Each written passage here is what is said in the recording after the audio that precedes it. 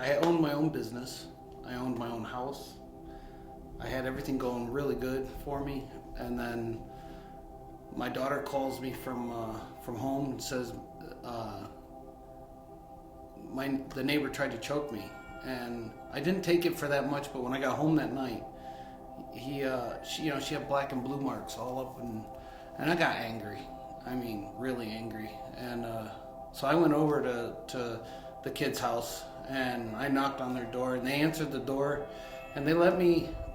I asked him, I go, "Did you choke my daughter?" And he said, "Yes." And that was it. I snapped, and I hurt him really bad. And his mother or grandmother got in the mix, and she got hurt pretty bad. And I got arrested for it, and I ended up with a felony charge for it. And from that felony, I lost my business. Then I lost my house, and life went downhill pretty fast, really fast. I didn't really care about anything anymore. Life was just like, I lost everything I worked my whole life for. I knew people that sold drugs from New York City, and I started off thinking I could make money, selling the drugs. I would bring them up. That's all I had to do. You start to get to know more people. Then you see people using. I tried it, and I got hooked. I was told if you did 14 grams, you would die. I did. I smoked 16 grams. I lived for the excitement now. And then I started losing my family values entirely. My wife and I separated for a short period of time, and that was at my low. So I went to make my last deal. I think I had, with this other people's money, I had close to $2 million on me. When I was doing the deal, my 4 best friends were shot in the face. And the only reason I'm alive is because they ran out of bullets. And I jumped into the Mohawk River. It was very cold. There was still ice in the river.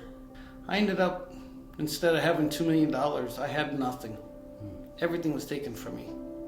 And I ended up having to borrow money from my parents just to get down here. And when I got down here, I got mixed up with the wrong people right away. And I started using again. And that's when I gained my second felony. And my mom said, you gotta straighten up. You need to change. This is not you. This isn't the way I brought you up. And Tommy Barone gave me a chance to work. And and I told him everything, and he didn't care. And he told me about Promised Land. And honestly, I went there just to please him because it was a great job and I didn't want to blow it. But the very first time I walked into Promised Land, God, people just loved me. They loved on me right away, and man, I've been hooked ever since. I think I've missed one Saturday in 3 years. Or Sunday, I've missed one Sunday in 3 years. And then I met Pastor Ani, and he prayed on me that Wednesday, and right then I knew it was time to get baptized.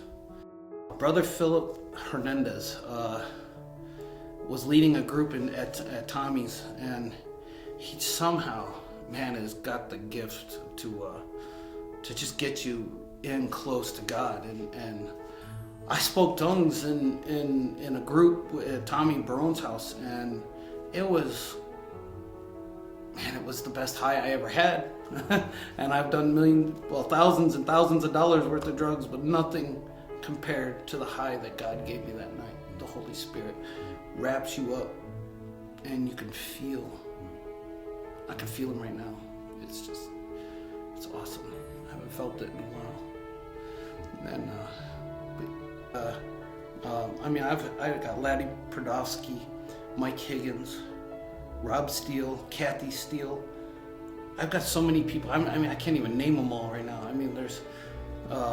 There's just so many people that in this church, in this group, that just grab a hold of you and they won't let you make a mistake. If they see you making a mistake, they tell you.